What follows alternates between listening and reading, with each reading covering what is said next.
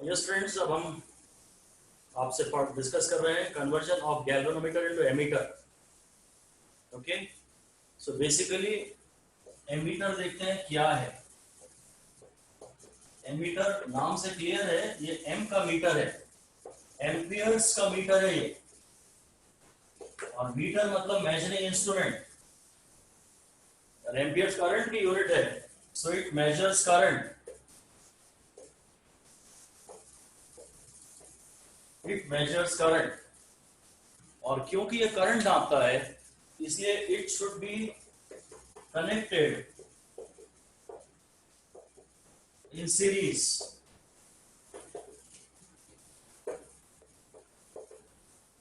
in the circuit so that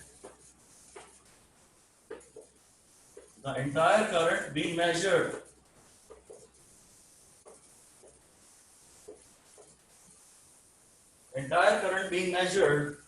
passes through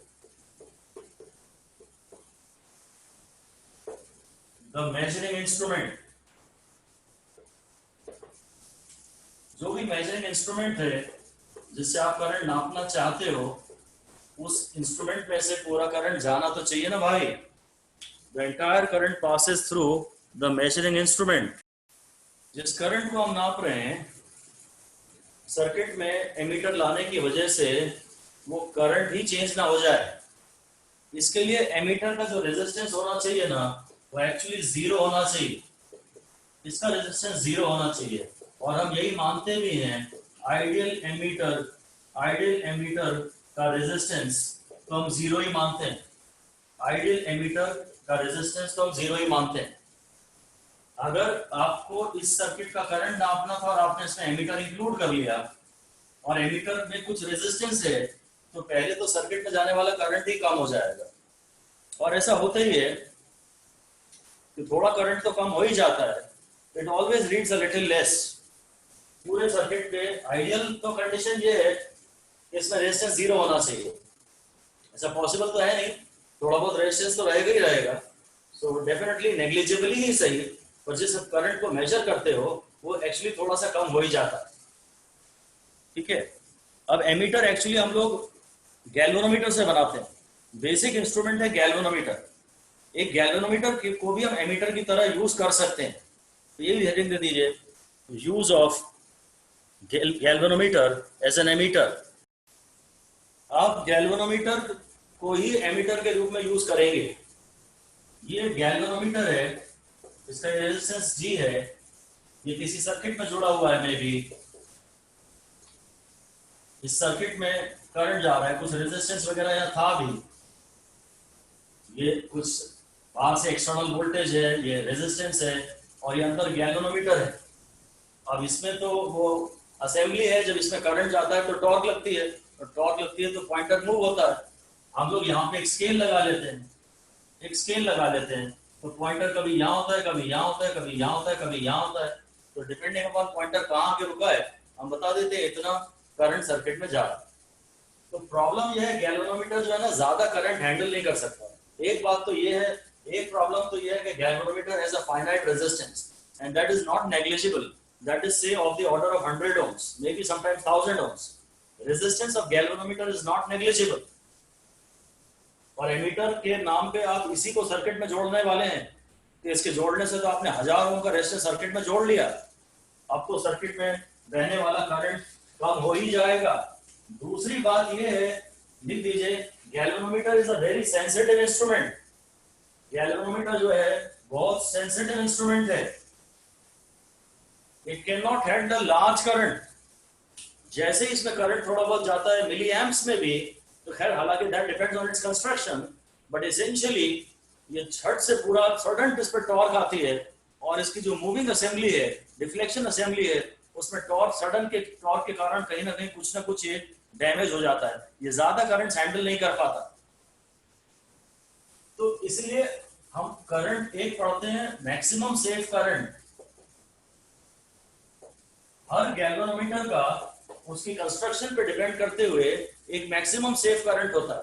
इससे ज्यादा current यदि भेज दिया तो गैल्वेनोमीटर में कुछ ना कुछ डैमेज हो जाए।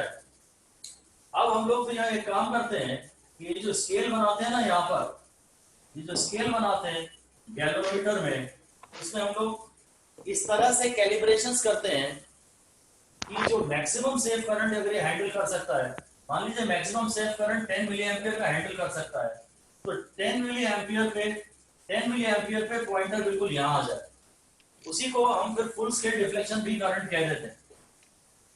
इस तरह से कैलिब्रेशंस किए जाते हैं कि जो मैक्सिमम सेफ करंट ये जो हैंडल कर सकता है उससे इसका फुल स्केल डिफ्लेक्शन हो जाए। तो हमें पता है इससे ज्यादा करंट तो भेजने का मतलब ही नहीं है, इससे ज्यादा करंट भेजा तो डैमेज होगा। तो लाइन फिर से लिखिए, it is calibrations are done such that the maximum safe current of the galvanometer produces full scale deflection। इसलिए हम लोग गैल्वेनोमीटर को यूज कर सकते हैं to measure currents within the range 0 to IFS। अगर इसमें 10 मिली एम्पियर में फुल स्केल डिफ्लेक्शन करंट होता है तो 2 मिली एम्पियर का करंट तो मैं इससे नाप ही सकता हूँ, 5 मिली एम्पियर का तो नाप ही सकता हूँ, और मैक्सिमम 10 मिली एम्पियर तक का करंट मैं नाप सकता हूँ। तो हम इस इंस्ट्रूमेंट की रेंज कहते हैं 0 to IFS। IFS in a current that produces full scale deflection, which is also the maximum safe current which this galvanometer can handle। ठीक है, पर बेसिक प्रॉब्लम यह है कि आपने सर्किट में अगर ये गैल्वेनोमीटर लगाया करंट नापने के लिए, तो एक तो ये ज्यादा बड़े करंट हैंडल नहीं कर पाएगा, 10 मिली एम्पियर 20 मिली एम्पियर से ज्यादा बड़े करंट ये हैंडल कर ही नहीं सकता। और दूसरी प्रॉब्लम है इसका रेजिस्टेंस है 100 ओम कम से कम, अच्छा गैल्वेनोमीटर भी हुआ तो 100 ओम, तो सर्किट में आपने 100 ओम का रेजिस्टेंस इंक्लूड कर लिया, तो the very current being measured that is bound to decrease, और वो हम नहीं होने देना चाहते। तो अब हम ये बात करते हैं कि जो एक गैल्वेनोमीटर है उसे एमीटर में कैसे कन्वर्ट किया जाए।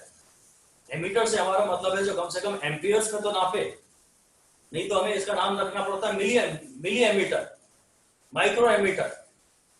एमीटर मतलब एम्पियर्स में तो नापे करंट।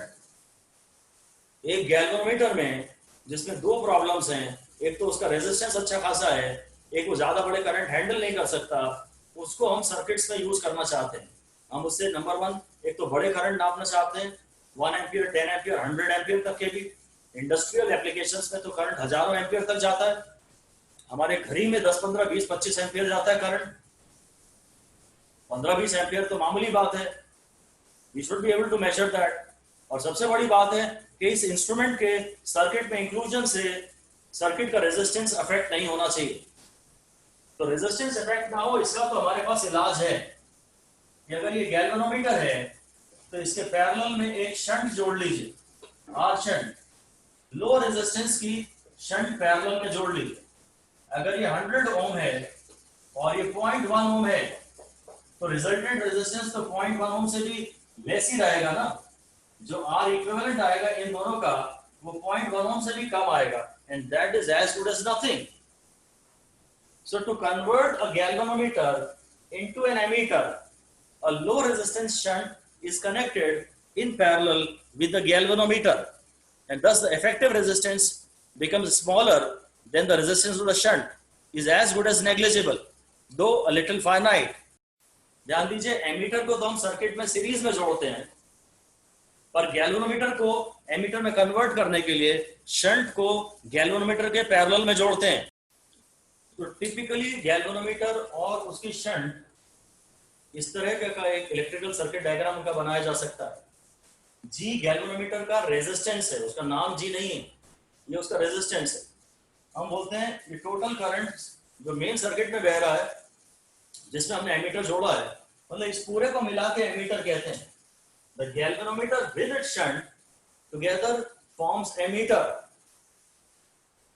टोटल करंट है आई, इसमें से जो गैल्वेनोमीटर में जा रहा है आईजी, इसे हम आईजी बोलेंगे, हालांकि हम हमेशा मान के चल रहे हैं कि वही आईएफएस है, आईजी है या आईएफएस है या मैक्सिमम सेफ करंट है, ये सब एक ही बात है।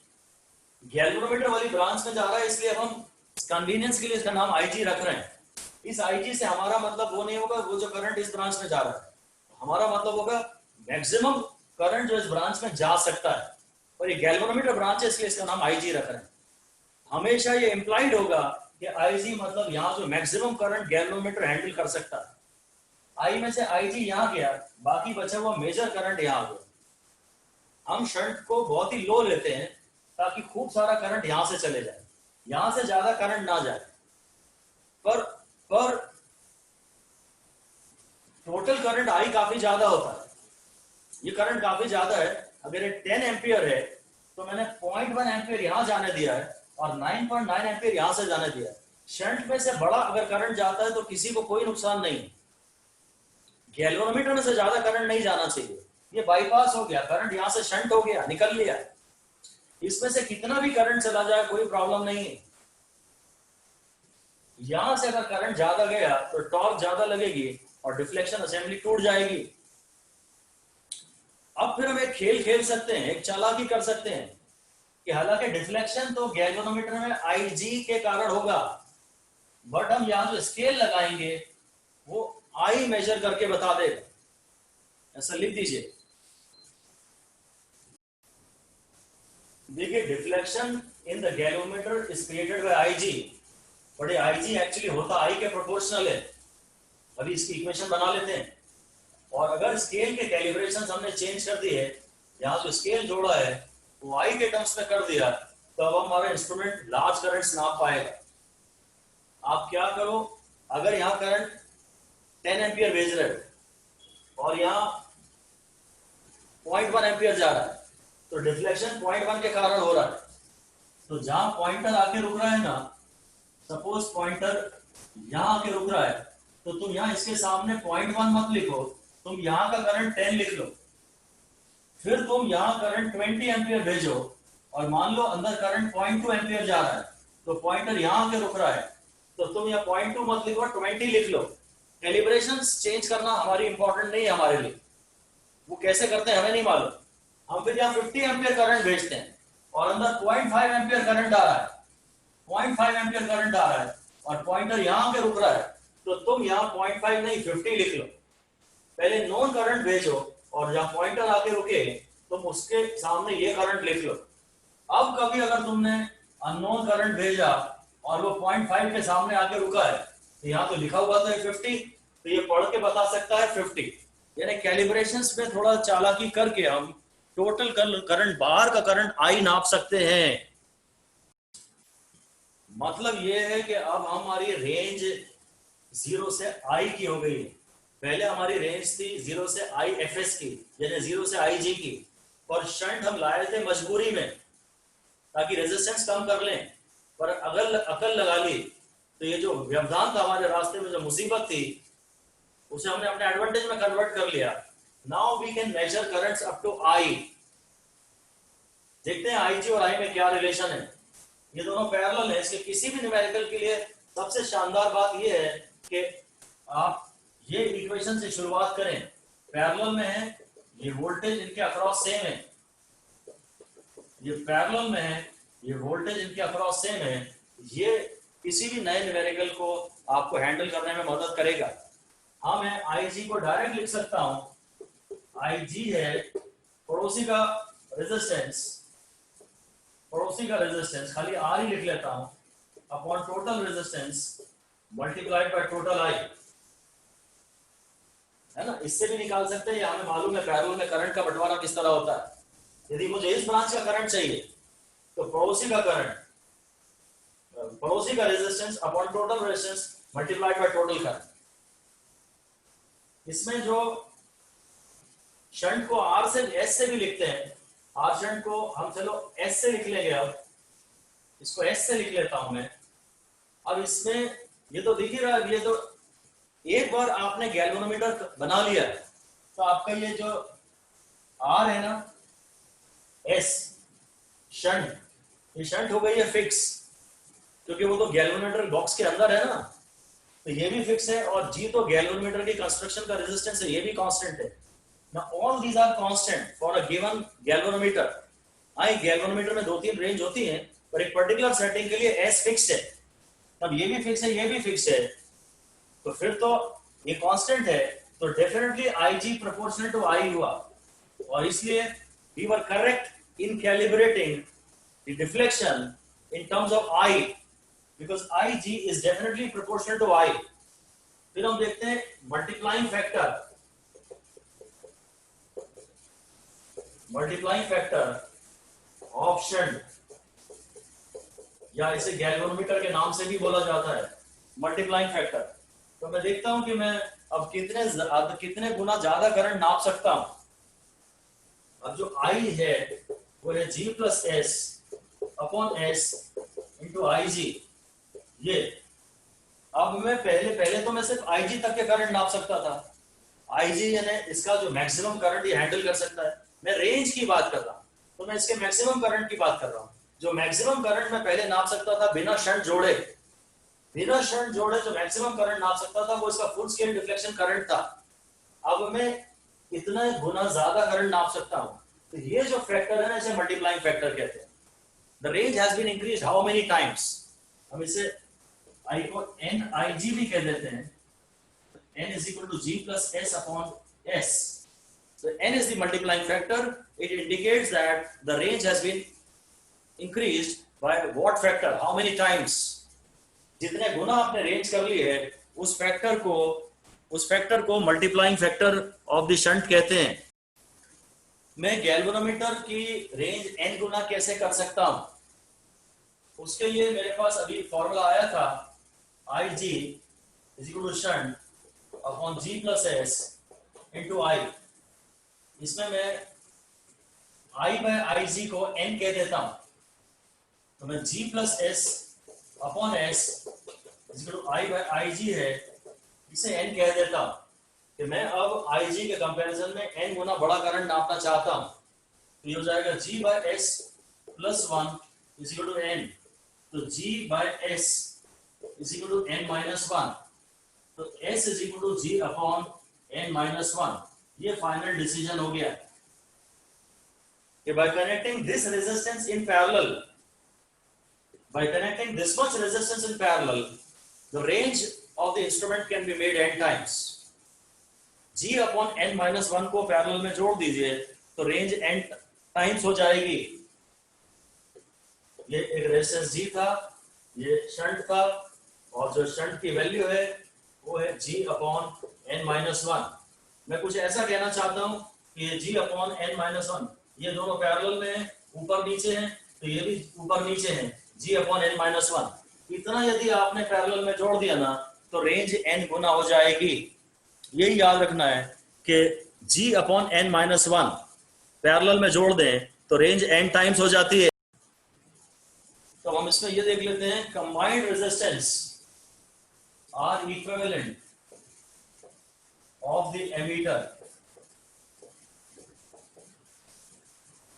when its range has been made n times।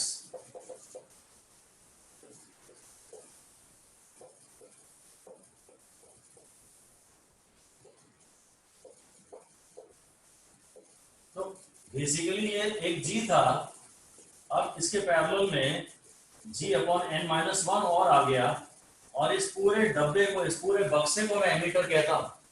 जब हम लोग एमीटर लैब असिस्टेंट से इशू करा के लाते हैं तो उसके अंदर ये होता है, एक मूविंग कॉइल होती है जिसमें गैल्वेनोमीटर होता है और एक उसके पैरेलल में शंट होता है।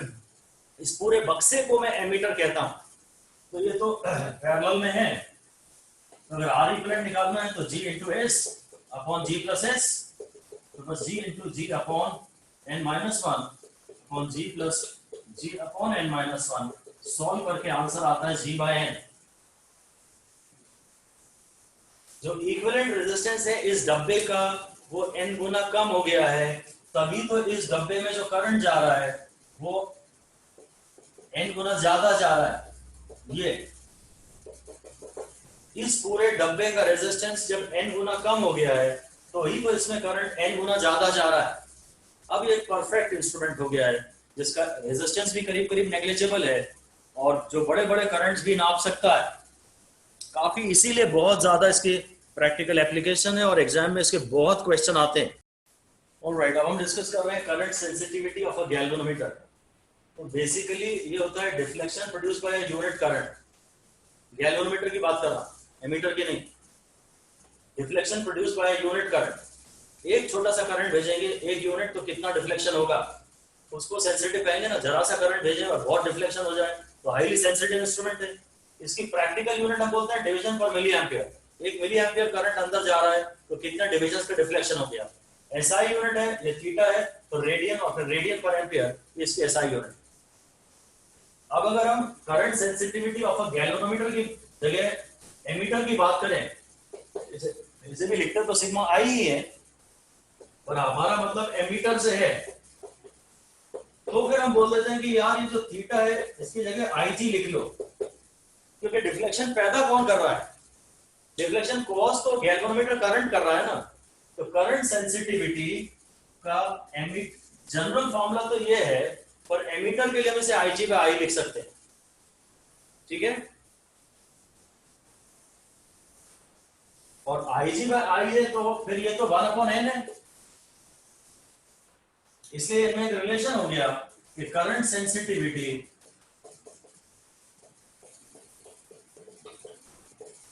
is equal to 1/figure of merit is equal to, अब ये छोटा करंट है तो ऊपर आना चाहिए G plus S upon S आता था ना, S upon S plus G, S upon S plus जी।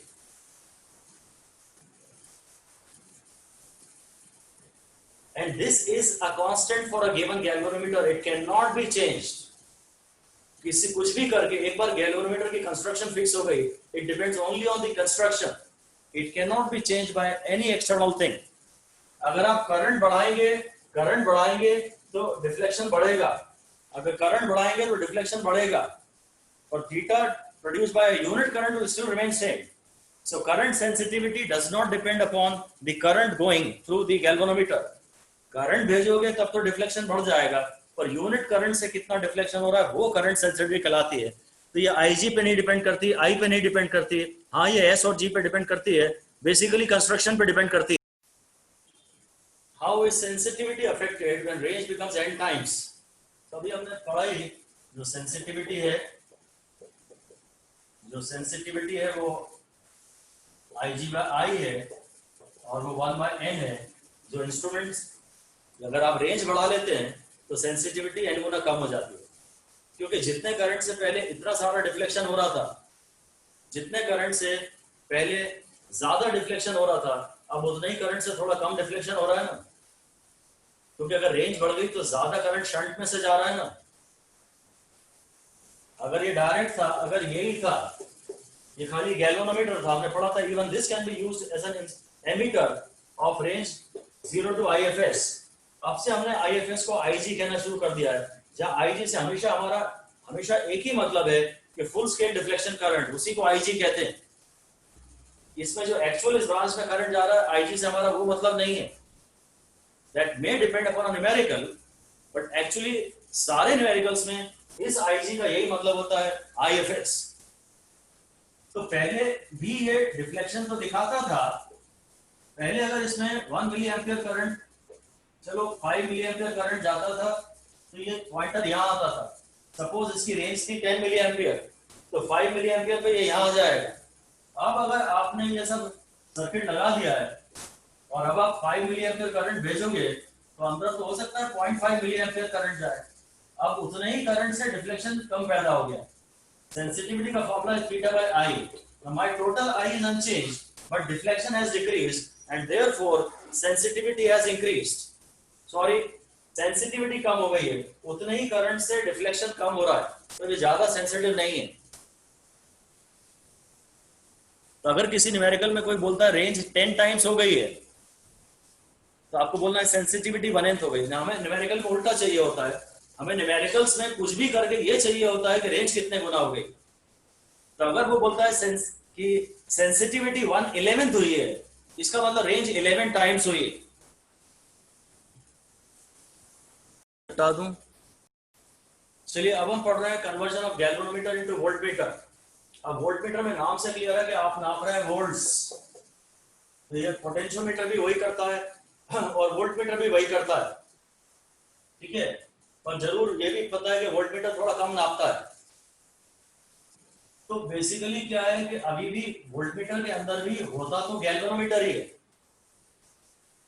इसमें भी जो डिफ्लेक्शन होता है वो IG के कारण ही होता है, बट वो जब IG I के प्रोपोर्शनल है और I तो V बाय R होता है, तो IG V के भी तो प्रोपोर्शनल हुआ ना, तो calibrations can be done in terms of voltage.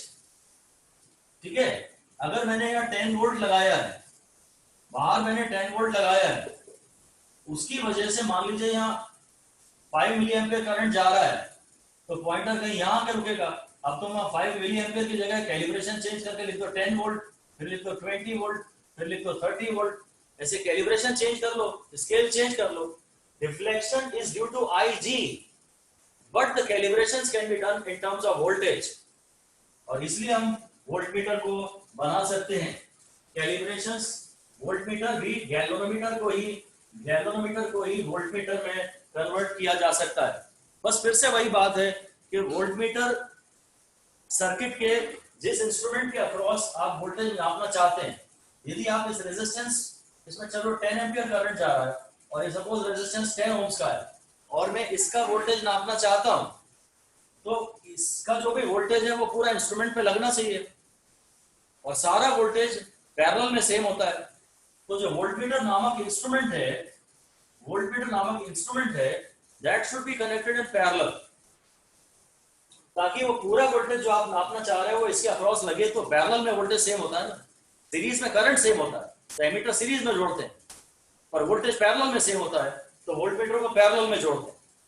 अब प्रॉब्लम यही है कि it should not draw any current, क्योंकि अगर करंट यहां आ गया तो यहां करंट कम जाएगा।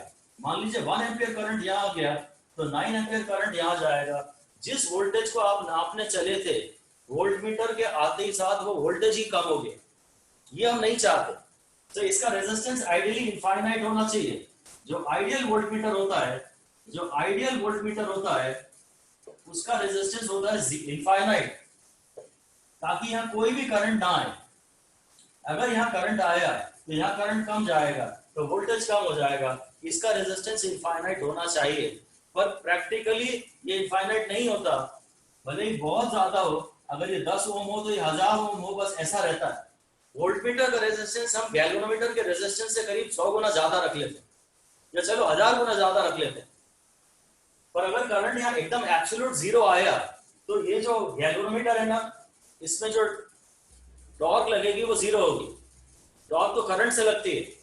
Current carrying coil when placed in a field experiences a torque, so some current must definitely come here। तो जिस रेजिस्टेंस के अक्रॉस आप वोल्टेज नाप रहे हैं उसकी तुलना में अगर ये 100 गुना भी बड़ा है तो हम इसे प्रैक्टिकली इनफाइनाइट मान लेते हैं। एकदम एब्सोल्यूट इनफाइनाइट अगर ये हुआ तो इट विल नॉट वर्क। इसमें डिफ्लेक्शन के लिए टॉर्क चाहिए, डिफ्लेक्शन के लिए एनर्जी चाहिए, वो एनर्जी तो करंट देगा ना इसको, तो यहाँ कुछ करंट तो आना ही चाहिए। एनीवे हमने डिस्कस कर लिया कि इस आइडियल वोल्टमीटर का रेजिस्टेंस इनफाइनाइट होना चाहिए। ठीक है, अब प्रैक्टिकल वोल्टमीटर का रेजिस्टेंस हाई रखते हैं। सो लिख दीजिए, galvanometer is converted to voltmeter by connecting a high resistance in series. By connecting a high resistance in series। और पहले हम देख रहे हैं कि old range of galvanometer alone, जब ये खाली गैल्वेनोमीटर था तो हम इससे कितना वोल्टेज नाप सकते थे।